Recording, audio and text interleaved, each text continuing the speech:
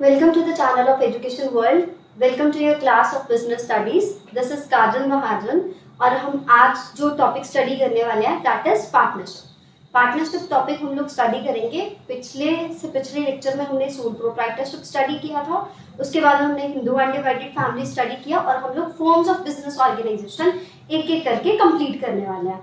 तो आज जो हमारे पास टॉपिक है दैट इज पार्टनरशिप। तो स्टार्ट करते हैं। पहले हम लोग पार्टनरशिप का मीनिंग समझेंगे, फिर उसके बाद में features, advantages, disadvantages, then partnership deed, registration के बारे में डिस्कशन करेंगे और उसके बाद में उसमें से ऑब्जेक्टिव क्वेश्चंस जो हैं वो डिस्कस करेंगे। The very first topic is what do you mean by partnership. Partnership क्या रहती है? देखो, बड़े सिंपल वर्ड्स में मैं आपको बताती हूँ। मैंने और आपने मिलके कोई बिजनेस शुरू किया, that is known as partnership. पहली बात, वो बिजनेस लीगल होना चाहिए। दूसरा, मेरे और आप में कुछ टर्म्स एंड कंडीशंस डिसाइड होनी चाहिए कि हमने जो है वो किस तरह का बिजनेस शुरू करना है, क्या उसमें हमारी ड्यूटीज रहेंगी, क्या हमारे राइट्स रहेंगे, क्या हमारी लायबिलिटीज रहेंगी। तो that is known as partnership. So it is a voluntary association. Voluntary word का मतलब ये रहता है कि आप किसी से जबरदस्ती नहीं कर सकते हो, बिल्कुल भी नहीं। हर कोई अपनी मर्जी से उसमें एंटर करता है पार्टनरशिप में, अदरवाइज नॉट। फोर्सफुली किसी को भी एंटर नहीं करवाया जा सकता। So to carry on some business jointly and share the profit and losses, और प्रॉफिट और लॉसेस को शेयर करने के लिए, अब जैसे मैं और आप मिलकर बिजनेस शुरू करेंगे तो हम लोग जितना भी पैसा कमाएंगे वो हम लोग आपस में शेयर करेंगे, ईदर इक्वली और either as agreed by both of us. तो इंडियन पार्टनरशिप एक्ट 1932 जो है, ये आपने मेमोराइज करना बेटा। इंडियन पार्टनरशिप एक्ट 1932 जो है वो डील करता है पार्टनरशिप के साथ। Next is what are the features of partnership. इससे पार्टनरशिप का नेचर थोड़ा और क्लियर हो जाता है। द वेरी फर्स्ट इज 2 और मोर पर्सन्स। बेटा आपने याद रखना है कि मिनिमम जो है वो आपके पास रहते हैं ओनली 2 पर्सन्स, ठीक है। मैक्सिमम अगर हम बात करें तो हमारे पास रहते हैं बैंकिंग बिजनेस के केस में 10, नॉन बैंकिंग के केस में 20। अभी रिसेंटली कंपनीज रूल्स 2014 आया है, कंपनीज रूल्स 2014। तो उसके अकॉर्डिंग जो है वो मैक्सिमम नंबर ऑफ पार्टनर्स 50 रह सकते हैं। तो मिनिमम आपको 2 चाहिए ही चाहिए। 2 पर्सन्स जो हैं वो मिनिमम रिक्वायर्ड हैं पार्टनरशिप फॉर्म करने के लिए। उसके बाद में अगर बैंकिंग बिजनेस है तो मैक्सिमम आप 10 रख सकते हो, नॉन बैंकिंग बिजनेस है तो 20। बट ये फिर रेगुलेट करके कंपनीज रूल्स 2014 के अकॉर्डिंग 50 कर दिया गया है। Next is agreement. एग्रीमेंट की बात करते हैं। It is an outcome of the agreement. एक बेटा डीड साइन होती है। एग्रीमेंट का मतलब ये रहता है कि मैंने कौन सी टर्म्स एंड कंडीशंस एस्टैब्लिश किए हैं, आपने कौन सी एस्टैब्लिश किए, तो हम दोनों के बीच में एक एग्रीमेंट हुआ कि हम इस तरह से बिजनेस कंटिन्यू करेंगे, इस तरह से कैपिटल अकाउंट जो है वो मेंटेन करेंगे, अकाउंट्स मेंटेन करेंगे, इंटरेस्ट ऑन कैपिटल इतना रहेगा, इंटरेस्ट ऑन ड्रॉइंग्स इतना रहेगा, कौन कौन पर्सन कितने कितने कैपिटल कंट्रीब्यूट करेगा। ये सब चीजें जो है वो किसमें आती हैं? एग्रीमेंट के बीच में, पार्टनरशिप के एग्रीमेंट के बीच में। ये ऑरल भी हो सकता है, रिटन में भी हो सकता है। Next is lawful business. ये सिर्फ और सिर्फ लॉफुल बिजनेस के लिए। बेटा अगर मैं और आप ये कहें कि ड्रग की डीलिंग करता है और उसका बिजनेस जो है वो शुरू करता है, विच इज रॉन्ग, ये लॉफुल बिजनेस नहीं है। This is not lawful business. Human trafficking is not lawful business. तो लॉफुल बिजनेस वही होता है जिसपे जो legal formalities, legal rules and regulations के अकॉर्डिंग होता है, और दूसरा ये किसी भी पब्लिक को या पब्लिक प्रॉपर्टी को हार्म नहीं करता, और बिल्कुल भी ये सोशल इविल का पार्ट नहीं होना चाहिए। Next is decision making and control. अगर हम डिसीजन मेकिंग और कंट्रोल की बात करें तो हर एक पार्टनर, मैं भी, आप भी, और हमने अपनी टीम में जितने भी मेंबर्स ऐड किए एज अ पार्टनर्स, सबका राइट रहता है कि वो अकाउंट्स जो हैं बिजनेस के, या बिजनेस की जो डिसीजन मेकिंग है, या फिर बिजनेस के जो रेगुलर ऑपरेशंस हैं उसमें अपनी से रख सकते हैं। जिसका मतलब ये है कि सारे पार्टनर्स की कंसेंट के बिना आप पार्टनरशिप गवर्न नहीं कर सकते हो, पार्टनरशिप रन नहीं कर सकते, क्योंकि कोई भी डिसीजन में अगर एक भी पार्टनर अगेंस्ट है तो आप या तो उसको अपने साथ में ला सकते हो, मतलब उसको अग्री करवा सकते हो, otherwise that decision will not be enforced at all. ऐसा रहेगा कि सारे पार्टनर्स का एक ही राय देना कंपल्सरी रहता है। कंपल्सरी नहीं रहता, मतलब अगर एक ही राय देते हैं तो ही वो डिसीजन एस्टैब्लिश होगा, अदरवाइज नहीं होगा। Next is unlimited liability. अब पार्टनर्स की जो लायबिलिटी रहती है ना वो रहती है अनलिमिटेड, ठीक है। अनलिमिटेड का मतलब ये होता है कि personal assets are liable, personal assets are liable to meet the debt of the firm, to meet the debts of the firm. Firm के डेट को रीपे करने के लिए एक पार्टनर की पर्सनल प्रॉपर्टी भी लायबल है, एक ही नहीं सारे पार्टनर्स की। तो पार्टनर्स की अनलिमिटेड लायबिलिटी रहती है। अगर आपके फर्म के पास, मतलब हमारी फर्म के पास सफिशिएंट पैसा नहीं है कि हम लोग अपनी फर्म की लायबिलिटीज को पे ऑफ कर सके, तो हमारी पर्सनल प्रॉपर्टी सेल की जाएगी, उसमें से जो पैसा हमारे पास रियलाइज हो रहा है उसको यूज किया जाएगा फर्म के डेट्स को रीपे करने के लिए। The next one is mutual agency. Mutual agency word का मतलब ये रहता है, दो वर्ड्स है इसमें बेटा, एक है एजेंट और एक है प्रिंसिपल। प्रिंसिपल वर्ड का मतलब ये होता है जो ऑनर की तरह काम करता है, एजेंट होता है जो ऑनर के बिहाफ पे काम करता है। तो पार्टनर्स अपने आप में प्रिंसिपल हैं। जैसे मेरी और आपकी पार्टनरशिप फर्म है तो मैं भी हेड हूँ, आप भी हेड हो, तो हम दोनों ही प्रिंसिपल्स हैं। बट हम अपने फर्म के नाम पे बिजनेस भी तो कलेक्ट करता है ना, बिजनेस जो हम करते हैं वो अपनी फर्म के नाम पे करते हैं। It means we are also the agent to the firm. हम प्रिंसिपल भी हैं, हम एजेंट भी हैं। One more thing, one partner is bound by the acts of the another partners in relation to the firm. अब मैंने जो operations किए, मैंने जो डीलिंग्स किए, आप भी उसके लिए लायबल हो, आपने जो डीलिंग्स किए मैं भी उसके लिए लायबल हूँ। So it means mutual agency रहती है, we are agents to each other as well as we are agents to the firm, we are principal of the firm also. Next is lack of continuity. Continuity में पता क्या रहता है, Indian partnership act 1932 का एक clause है जो ये कहता है कि इन केस एक भी पार्टनर की डेथ हो जाती है तो फर्म डिसकंटिन्यू कर देनी चाहिए।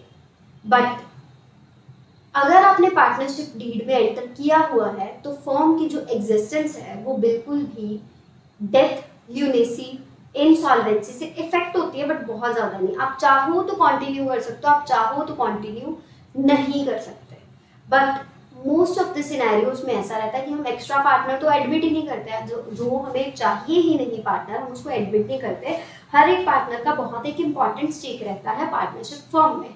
तो फर्म की एग्जिस्टेंस को डेफिनेटली इफेक्ट होता है, क्योंकि अगर एक सेंट्रल पार्टनर की डेथ हो जाए या वो इंसॉल्वेंट हो जाए, इंसॉल्वेंट पे तो कोर्ट भी डिक्लेयर कर देती है that firm must be dissolve. तो कॉन्टिन्यूटी, लैक ऑफ कॉन्टिन्यूटी से ये सफर करता है। Next is what are the advantages of partnership. अगर हम एडवांटेजेस की बात करें तो पार्टनरशिप फर्म को बनाना और पार्टनरशिप फर्म को खत्म करना वेरी इजी, बहुत ही आसान है फर्म को बनाना, फर्म को इजी करना। फाइनेंशियल रिसोर्सेज बहुत ज़्यादा चाहिए इसके लिए। There are more funds as capital is contributed by number of partners. Number of partners के द्वारा कैपिटल कंट्रीब्यूट की जाती है, तो यहाँ पे फंड्स सोल प्रोप्राइटर के कंपैरिजन में थोड़े ज़्यादा रहते हैं। Balanced decisions. अब डिसीजंस जो है वो हम पार्टनर्स सब इकट्ठे मिलके लेते हैं, तो इससे ये रहता है कि हम एक भी पर्सन को जो है वो डिसअपॉइंट नहीं करते, एक भी पार्टनर को डिसअपॉइंट नहीं करते। सब पार्टनर्स आपस में मिलके कंसेंसस से डिसीजंस लेते हैं, तो फर्म की फंक्शनिंग भी स्मूथ रहती है। Next is sharing of risk. अब जैसे हमारी फर्म 10,000 का प्रॉफिट अर्न कर रही है और हम दोनों ने उसको इक्वल शेयर में बांट लिया, इट मीन्स 5,000 ईच। अब अगर हमारी फर्म को लॉस हो रहा है 10,000 का, या हमारे लिए किसी तरह का कोई रिस्क है, वो भी तो हम इक्वली ही डिस्ट्रीब्यूट करेंगे ना। सो रिस्क जो है वो पार्टनर्स की एंजाइटी को, बर्डन को कम कर देता है, क्योंकि सोल प्रोप्राइटर में सारा का सारा रिस्क एक ही पर्सन के ऊपर आता है, बट पार्टनरशिप में सारा का सारा रिस्क लोगों में डिवाइड हो जाता है। नेक्स्ट है सीक्रेसी। सीक्रेसी बिजनेस के अफेयर्स को लेके मेंटेन की जा सकती है, बट वो पार्टनर्स के बीच में पता होता है, पार्टनर्स को आपस में पता होता है कि हमारा बिजनेस कहाँ पे स्टैंड कर रहा है, बट पब्लिक को डिस्क्लोज करने की जरूरत नहीं है, क्योंकि इंडियन पार्टनरशिप एक्ट 1932 में ऐसा रेगुलेशन नहीं है कि आपको पब्लिकली अपने अकाउंट्स पब्लिश करने पड़ेंगे। अगर आप टाटा कंसल्टेंसी सर्विसेज लिमिटेड की फाइनेंशियल रिपोर्ट देखना चाहते हो तो वो आपको इंटरनेट पे मिल जाएगी, आपको पब्लिश सोर्सेज में वो मिल जाएगी, बट आपको पार्टनरशिप फर्म्स की नहीं मिलेगी, because it is not compulsory, ये कंपल्सरी नहीं है। नेक्स्ट आता है डिसएडवांटेजेस हमारे पास क्या रहते हैं। Very first is limited resources. Resources बहुत ज़्यादा लिमिटेड होते हैं। उसका रीज़न ये है कि आपके पास मैक्सिमम मेंबर्स है 50। इसका मतलब ये है कि आप 50 मेंबर्स की कैपिटल से ज़्यादा कैपिटल रेज नहीं कर सकते। एक पार्टनर बार बार एडिशनल कैपिटल लेके आ सकता है, बट आपके रिसोर्सेज तो 50 मेंबर्स से ज़्यादा नहीं हो सकता ना, तो इसीलिए कैपिटल कंट्रीब्यूशन लिमिटेड रहता है। Next is unlimited liability. Unlimited liability इसका डिसएडवांटेज है, मैंने ये पॉइंट आपको पहले भी क्लियर किया। अब अगर एक पार्टनर जो है काम वो फर्म में कर रहा है, बिजनेस उसका फर्म का है, बट उसकी पर्सनल प्रॉपर्टी तक स्टेक पे है, so it is a very big issue और very big risk for him also. तो अनलिमिटेड लायबिलिटी एक तरह का डिसएडवांटेज रहता है। लैक ऑफ कंटिन्यूटी, पार्टनरशिप जो है डेथ, रिटायरमेंट, इंसॉल्वेंसी, लुनेसी की वजह से खत्म हो जाती है। मैंने आपको बताया लीगली तो ये तभी खत्म हो जाती है, but in case partnership deed में प्रोविजन हो दैट वी विल कंटिन्यू, तो आप कंटिन्यू कर सकते हो। But majority of the cases में एक पार्टनर फर्म के लिए बहुत इंपॉर्टेंट होता है, और अगर हम उसकी एब्सेंस को कंपेंसेट ना कर पाए या एब्सेंस को सब्स्टिट्यूट ना कर पाए किसी नए पार्टनर से, तो डेफिनेटली इस चीज का नुकसान रहता है कि हम बिजनेस को कंटिन्यू नहीं कर पाते। Next is lack of public confidence. Public का कॉन्फिडेंस क्यों नहीं होता? जैसे मैंने आपको पिछली स्लाइड में बताया, अकाउंट्स आर नॉट मेंटेन, यहाँ पे अकाउंट्स मेंटेन नहीं किए जाते। तो अब देखो, अकाउंट्स ही नहीं मेंटेन किए जाते, फर्म को तो पता है, पार्टनर्स को तो पता है कि हमारा क्या पोजीशन है, पब्लिक को किस तरह से पता लगेगा कि हम किस पोजीशन पे काम कर रहे हैं? तो पार्टनरशिप फर्म जो है वो अपनी रिपोर्ट्स और अकाउंट्स बनाने के लिए बाउंड नहीं है, गवर्नमेंट का रेगुलेशन उसके ऊपर नहीं लगता, तो अल्टीमेटली वो पब्लिक के कॉन्फिडेंस को लैक करती है। Next is what are the different types of partners. अलग अलग तरह के पार्टनर्स हमारे पास कौन से रहते हैं? The very first is the general partner. General partner वो पार्टनर होता है जो एक्टिवली मैनेजमेंट में पार्टिसिपेट करता है। The one who actively participates in the management, that is known as general partner. But the one who does not actively participates in the management, that is sleeping. General और sleeping में common बात जो है ना वो ये है कि कैपिटल दोनों कंट्रीब्यूट करते हैं, डिसीजन में दोनों का कॉन्सेंट होता है, रिस्क दोनों का रहता है, अनलिमिटेड लायबिलिटी भी दोनों की रहती है। बस एक चीज का फर्क है, वो ये है कि जर्नल पार्टनर एक्टिवली बिजनेस में जाता है, मतलब अपनी फर्म के ऑफिस में डेली विजिट करता है या ऑपरेशंस को डेली देखता है, बट स्लीपिंग पार्टनर डेली नहीं देखता है। सीक्रेट पार्टनर की अगर हम बात करें, सीक्रेट पार्टनर वो होता है जो अपनी एसोसिएशन पब्लिक को डिस्क्लोज ही नहीं करता, मतलब बताता ही नहीं है that I am a partner to the firm, but because he is a partner liability unlimited रहेगी, कैपिटल कंट्रीब्यूट करना पड़ेगा, बट अगर वो एसोसिएशन नहीं बताना चाहते, छुप के रहना चाहते हैं, तो it is very okay, that person is known as secret partner. फिर उसके बाद में आती है नॉमिनल पार्टनर। ये सिर्फ अपना नाम और गुडविल फर्म को देता है, ना तो ये मनी इन्वेस्ट करता है, ना ही ये प्रॉफिट लेता है।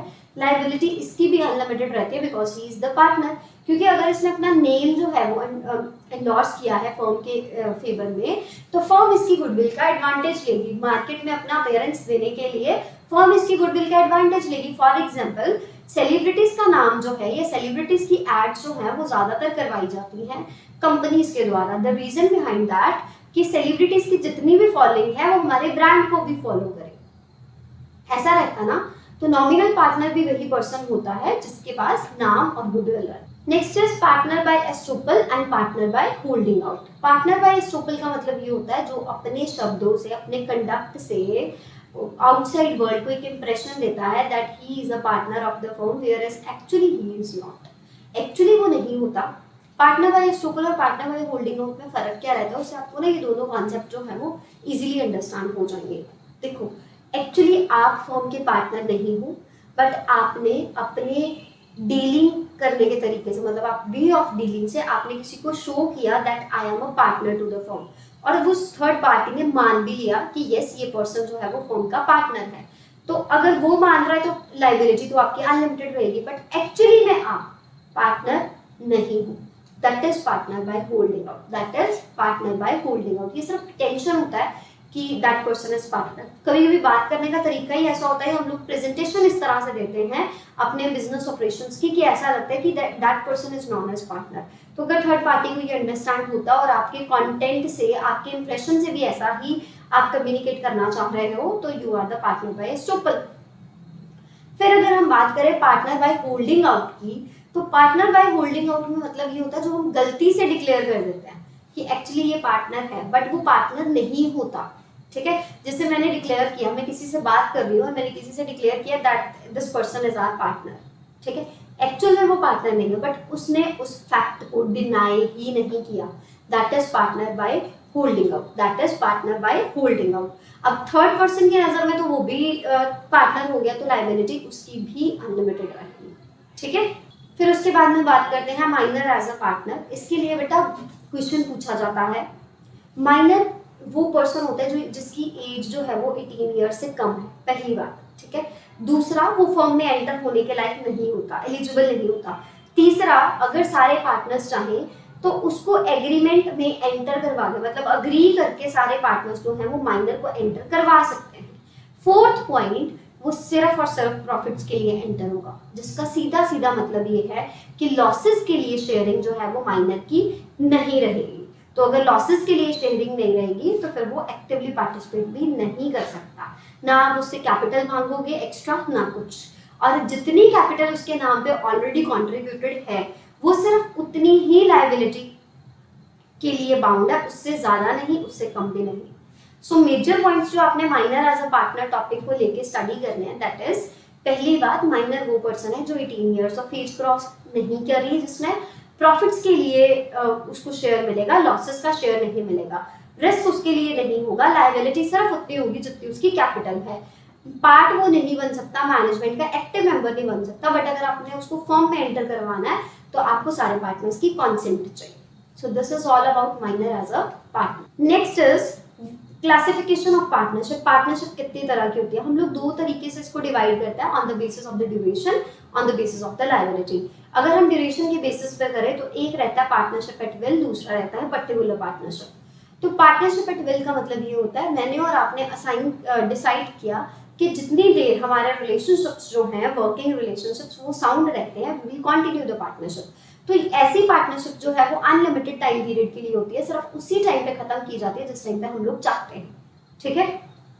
और उस टाइम पे हम लोग एक एग्रीमेंट में एंटर होते हैं, फिर हम लोग उस फॉर्म को डिसॉल्व कर देते हैं। बट अगर हम पर्टिकुलर पार्टनरशिप की बात करें तो पर्टिकुलर पार्टनरशिप टाइम बाउंड रहती है। अगर हमने 3 इयर्स के लिए पार्टनरशिप एग्रीमेंट में एंटर किया है और मेंशन किया है the firm will be dissolved after 3 years और the firm will be dissolved after 4 years, तो फिर उसी टाइम पीरियड के बाद फॉर्म को डिसॉल्व कर दिया जाएगा।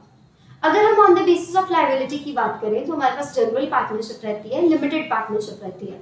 जनरल पार्टनरशिप वो होती है जिसमें पार्टनर्स की लायबिलिटी जो है अनलिमिटेड है, पार्टनर्स की जो लायबिलिटी रहती है दैट इज अनलिमिटेड, और रजिस्ट्रेशन भी ऑप्शनल रहती है। लिमिटेड लायबिलिटी पार्टनरशिप जो रहती है ना बेटा, इसका ना LLP एक्ट 2008 है। इंडिया में ये पार्टनरशिप 2008 में आई थी। लिमिटेड लायबिलिटी पार्टनरशिप एक्ट 2008 के अंडर इसको रजिस्टर करवाया जाता है। एक पार्टनर की लायबिलिटी अनलिमिटेड होती है, बाकी सबकी लिमिटेड होती है, और इसका रजिस्ट्रेशन कंपल्सरी है। नेक्स्ट अब हम बात करते हैं पार्टनरशिप डीड की। Partnership deed is just like an agreement. एक एग्रीमेंट ऑरली भी आप कर सकते हो, आप रिटर्न में भी कर सकते हो, it depends upon you. Return ज्यादा प्रेफरेबल होता है क्योंकि इसका आपके पास रिकॉर्ड रह जाता है। अगर आपको कोई कंफ्यूजन आ जाए या कोई कंफ्लिक्ट अराइज हो जाए तो you can refer to the written document. So written document which specifies the terms and conditions that is known as partnership deed, constitution of partnership और पार्टनरशिप एग्रीमेंट। इसमें कौन से एस्पेक्ट्स रहते हैं, फर्म का नाम, फर्म की लोकेशन, फर्म का ड्यूरेशन, कितना इन्वेस्टमेंट पार्टनर ने किया, कितना हमने interest on drawings, interest on capital, salary, fees, commission, bonus का ट्रीटमेंट रखना है, प्रॉफिट और लॉसेस किस तरह से शेयर करने हैं, इन केस कोई कंफ्लिक्ट हो जाता है तो उसको या डिस्प्यूट को हमने सॉर्ट आउट कैसे करना है। नेक्स्ट आता है registration of partnership. Partnership firm की रजिस्ट्रेशन की बात करें तो वो कंपल्सरी नहीं है, ऑप्शनल है। ये मैंने आपको पहले भी बताया कि it is not compulsory, it is totally optional, but it is always beneficial to get the firm registered. Why so? Reason behind that is third party आपको स्यू कर सकती है, चाहे आप रजिस्टर्ड हो चाहे आप रजिस्टर्ड नहीं हो, but you can not sue the third party और even your partner if you are not in the eyes of the law.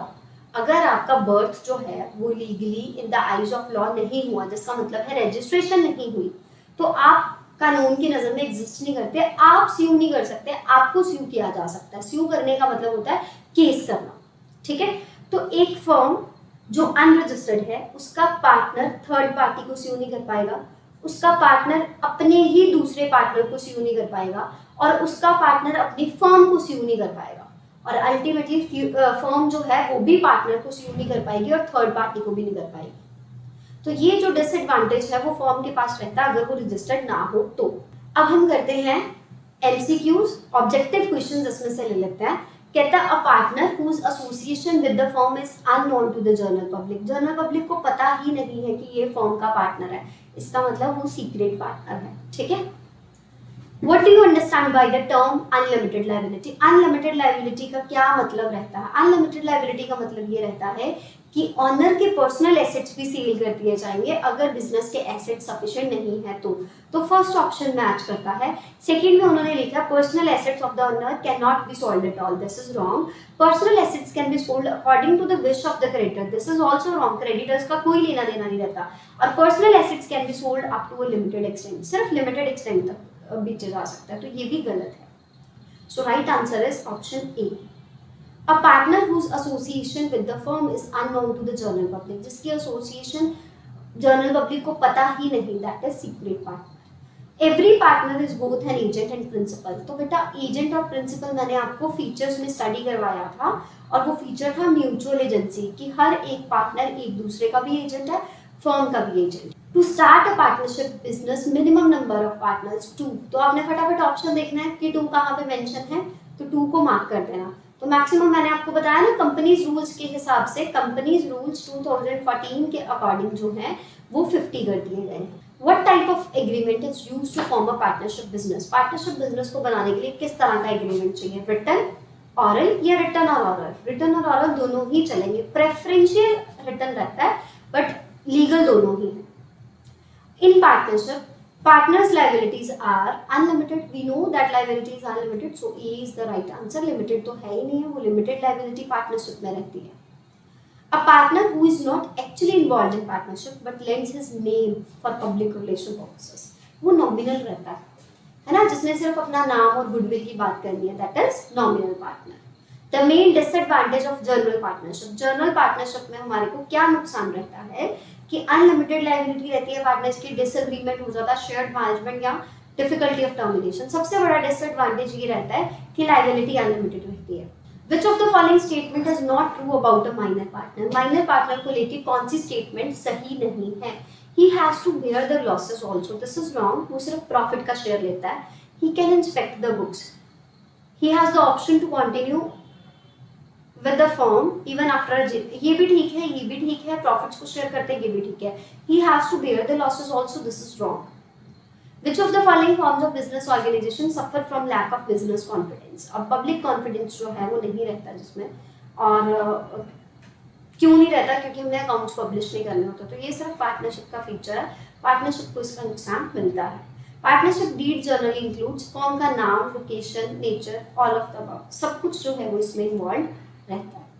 One of the advantages of partnership form of business organization is that all partners have limited liability. सारे partners की limited liability होती है, ये advantage है? नहीं, ऐसा नहीं होता, अनलिमिटेड होती है। Shares can be sold on stock exchange, ऐसा भी नहीं है। Business survives at the death, business has more access to the capital than sole trader, definitely true. Sole trader में हमारे पास सिर्फ 1% रहता है और उसी की कैपिटल एम्प्लॉय होती है। पार्टनर्स में हमारे पास मिनिमम 2 मैक्सिमम 50 रहते हैं, तो हम लोग इंक्रीज कर सकते हैं। So this was all about the partnership topic. Next में हम लोग करेंगे कोऑपरेटिव सोसाइटीज क्या होती है। Cooperative societies will be the next topic. I hope आपको ये समझ में आया हो, और अगर आपको कोई डाउट है तो education world commerce Telegram app पे चैनल है एजुकेशन वर्ल्ड कॉमर्स, आप उस पर अपना डाउट जो है वो पूछ सकते हो। Thank you so much, see you soon in the next class.